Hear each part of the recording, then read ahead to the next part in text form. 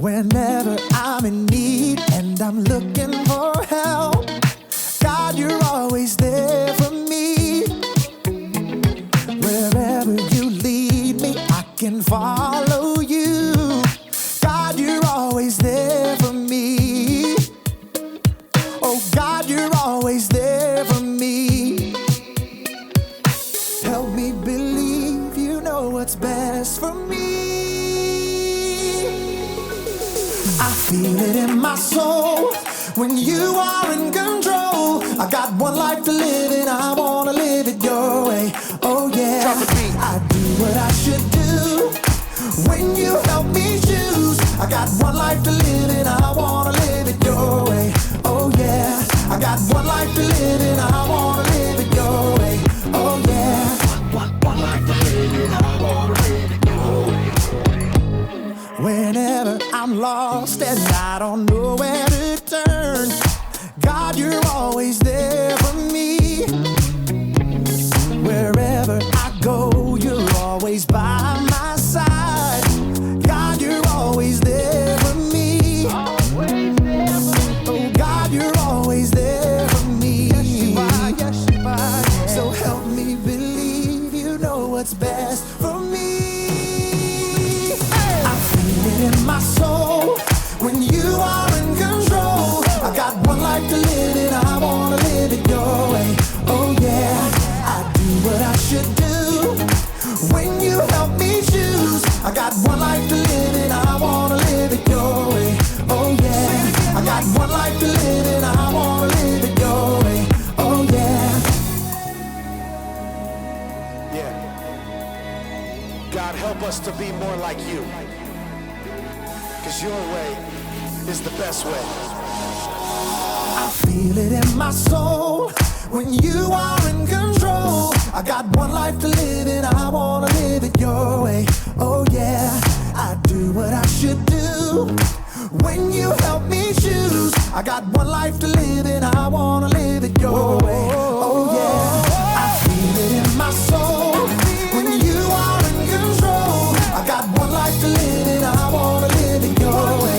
Oh yeah, I do what I should do when you help me choose. I got one life to live and I wanna live it your way.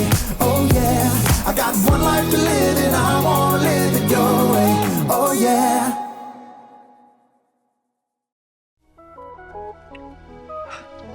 Hey there! Welcome to the Story Lab. This week we're taking a look at a story that's pretty sweet. Oh. Whoa! Sweet.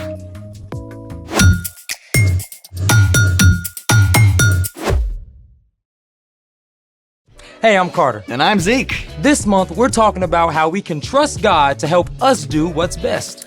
I trust that you have a reason for a gallon of honey. Yeah, I ordered it for the first aid kit. First aid kit?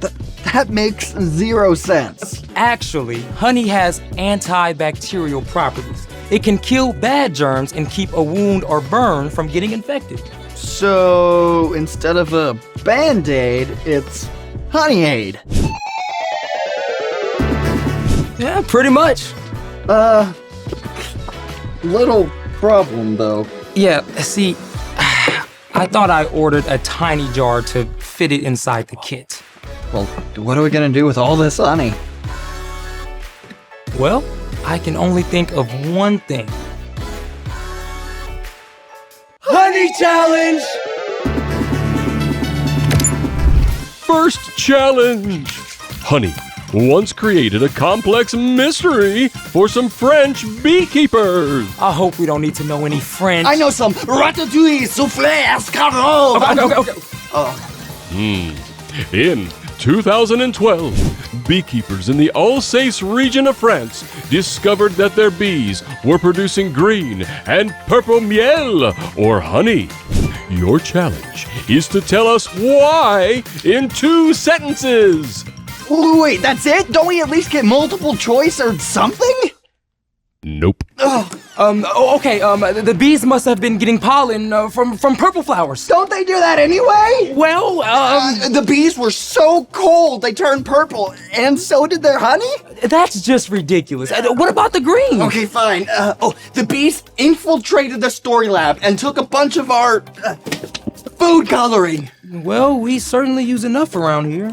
Is that your final answer? No! Yes!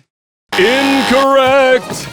It turns out the bees had been visiting a nearby factory that was processing waste from production of some well-known bite-sized candies in colorful shells. What? Sounds as though the bees like these even more than you do. Put down the colorful candies. This is not the colorful candy challenge. This is the honey challenge. I thought we were done. No, it's time for your second challenge, creating honeycomb. Creating honeycomb, I don't think I'm cut out to be a bee. It's tasty, edible, honeycomb candy. On second thought... the pipe! Heads up! There's another one. There's two. And another. I got honey and water. This one says sugar and baking soda. These sounds like ingredients. Yeah, but what's it for? Remember he said the honeycomb challenge. Oh, This. okay. What's it say? Oh, it's the recipe. Oh, perfect. Okay, let's set up. Yeah. Hey, honeycomb candy is pretty simple. Oh yeah, what's the recipe say? It says step 1, mix a cup of sugar, 2 tablespoons of water, and 2 tablespoons of honey in a large pot. That's it? Yeah. Perfect. All right. And that's the sugar, okay. Then the water. There we go. And then the honey.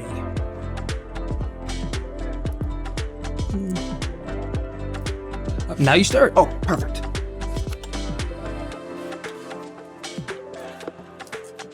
Here you go.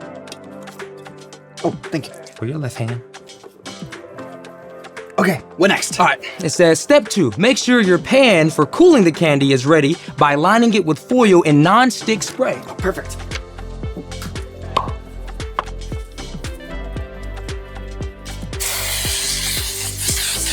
Step 3, get a grown-up to help you heat up the mixture. It needs to reach exactly 300 degrees.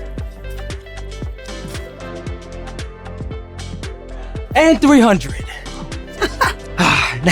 Now's the fun part. And the sciencey part. Step 4, take 2 teaspoons of baking soda and stir it into the heated mixture.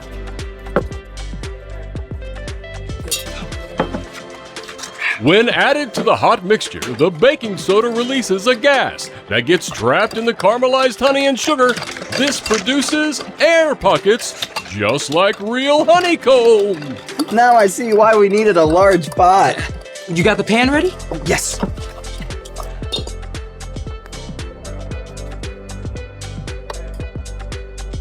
Ready?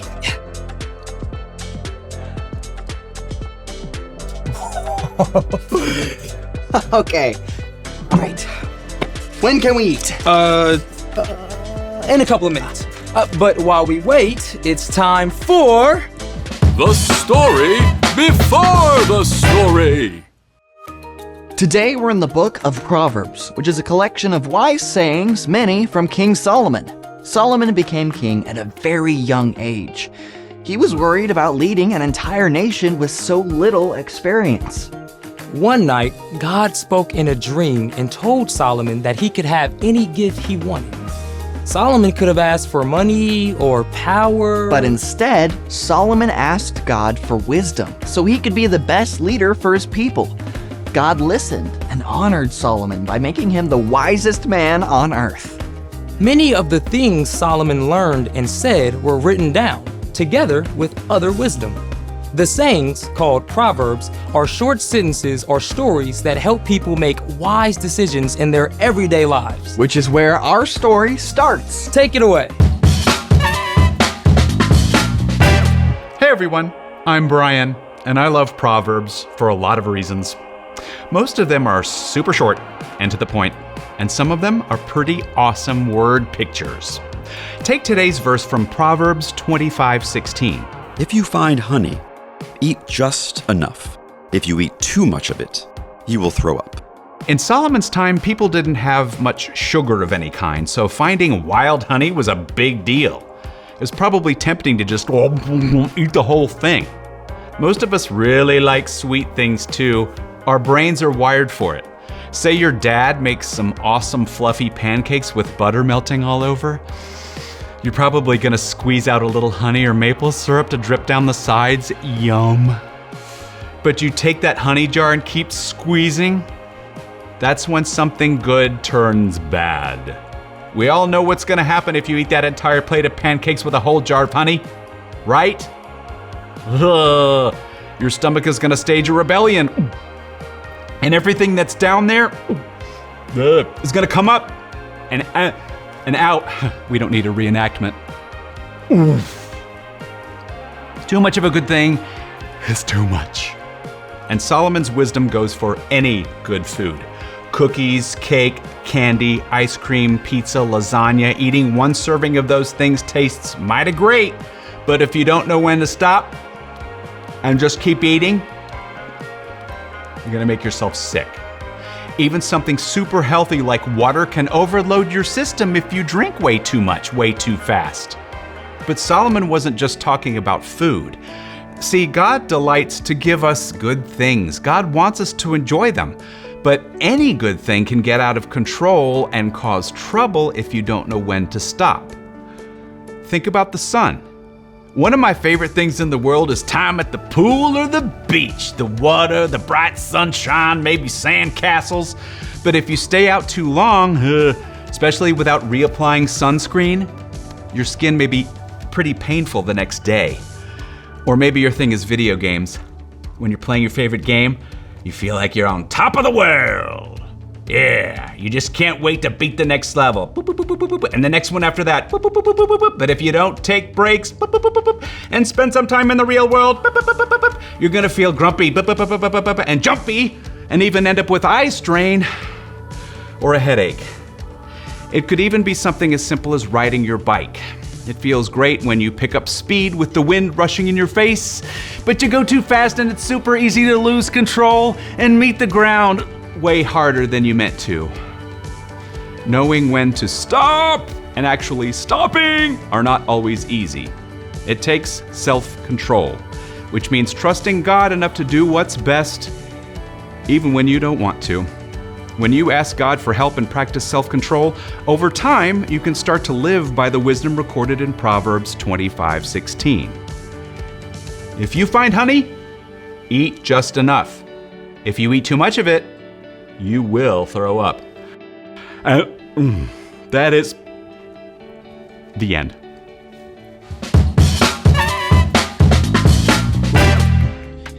I'm suddenly craving pizza. And ice cream and chocolate chip cookies.